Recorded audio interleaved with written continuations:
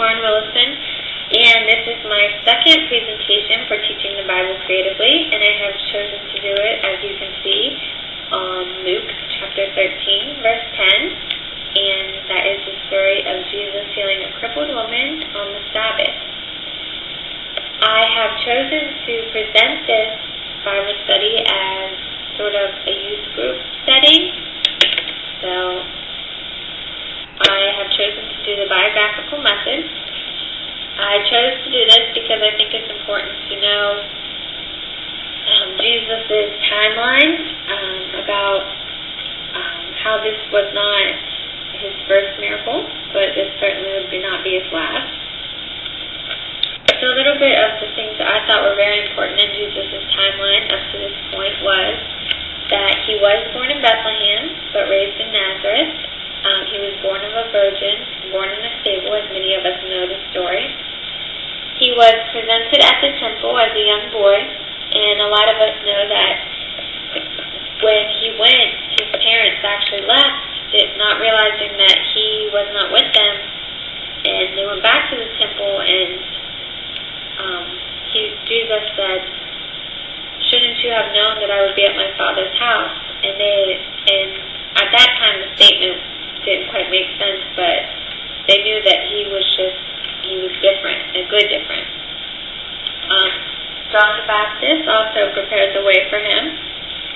He baptized him in the name of the Father, the Son, and the Holy Ghost.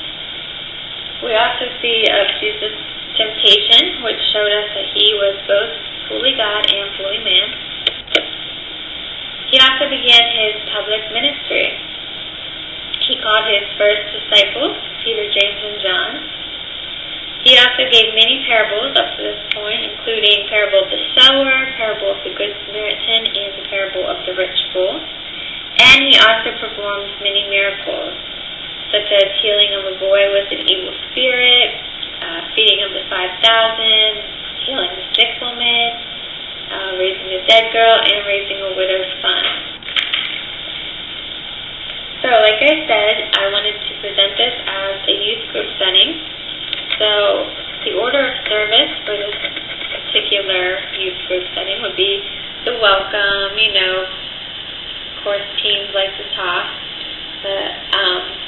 then a little bit of a worship, an icebreaker, the lesson, prayer, of course, I always give an invitation for those who want to accept Christ, and the dismissal. So for the icebreaker, I found this. It's called Hey, You're Like Me, and I thought that it kind of went along with the story in Luke. This particular icebreaker works really well for larger youth groups, I think, and it is to demonstrate how people are, how teens are alike and different. Maybe they didn't know each other, or maybe they didn't realize, like, hey, we have a lot of similarities. And what happens is you get all the youth to stand against one wall, and you have a leader, or you could take turns with kids in the youth group, say something. They can say things like, I'm a part of a sports team, or I like the color green, or my favorite food is broccoli. It can be personal, it can be, it can get really deep, or it can just be silly. And those teens that, that question applies to, or that statement applies to, walk across and go to the other side.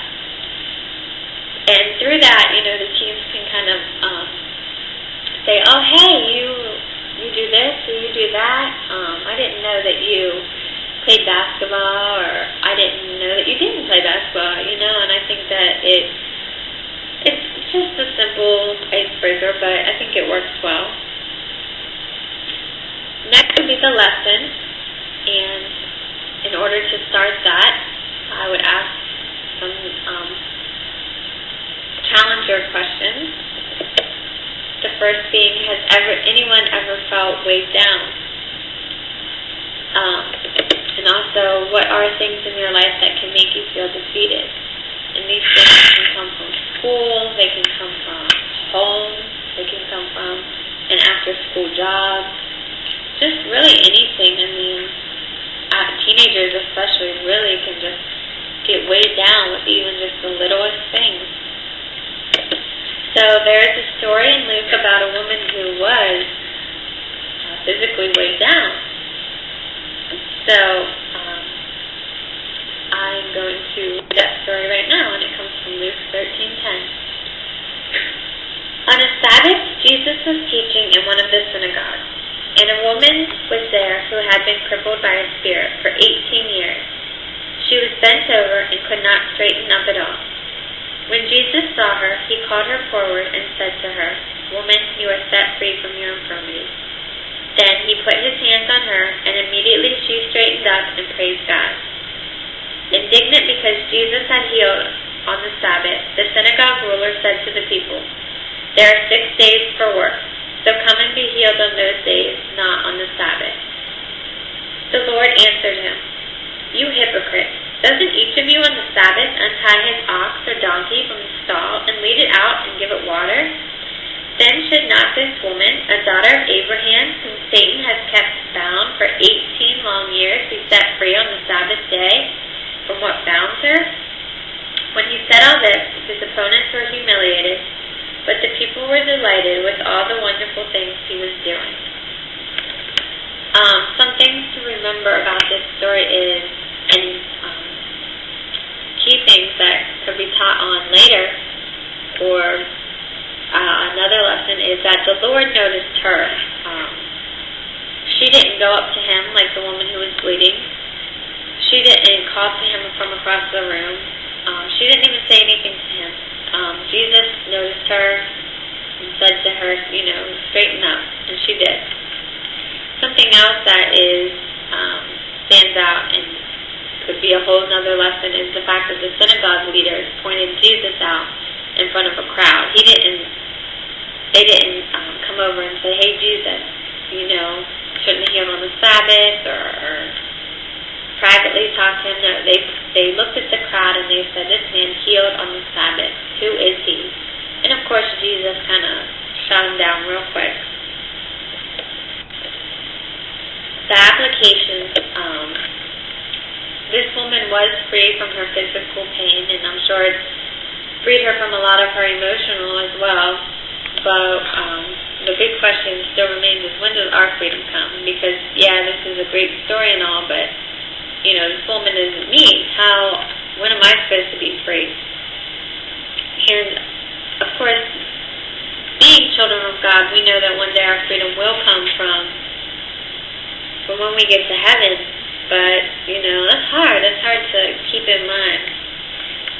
One thing I've been studying through in this class is keeping in mind James chapter 1 verse 2. Consider it pure joy when you face trials of many kinds, because you know that the testing of your faith develops perseverance. And our faith can be tested not just, in questions or is God real, but it can be tested through our pains and through, what we're going through at home, what we're going through emotionally. And that's something to really, really remember. We should also remember that we should never be defined by our burdens and or our pain. There are a lot of people out there with diabetes or who suffer from alcoholism, people in wheelchairs. And a key thing to remember is, instead of saying, "Oh yeah, I'm a diabetic," you could say, "Oh, I'm a child of God who has diabetes," or "I am a person who suffers from alcoholism. I'm not an alcoholic." And that's something that to keep in mind, not to be defined by these burdens, just because we have something that's not the same as everybody else. It doesn't make us. It doesn't tell us who we are. It doesn't dictate who we are. And I think that the problem is not having these physical pains, but rather it comes with when we don't know how to deal with them. Our freedom, really, in a sense of the word, it should never be taken away. Nobody should ever, kind of like the Braveheart movie, they can't take your freedom.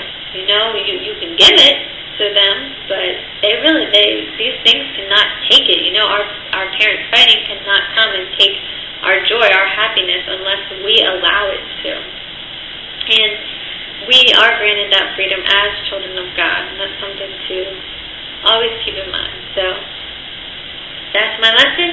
Thank you for listening.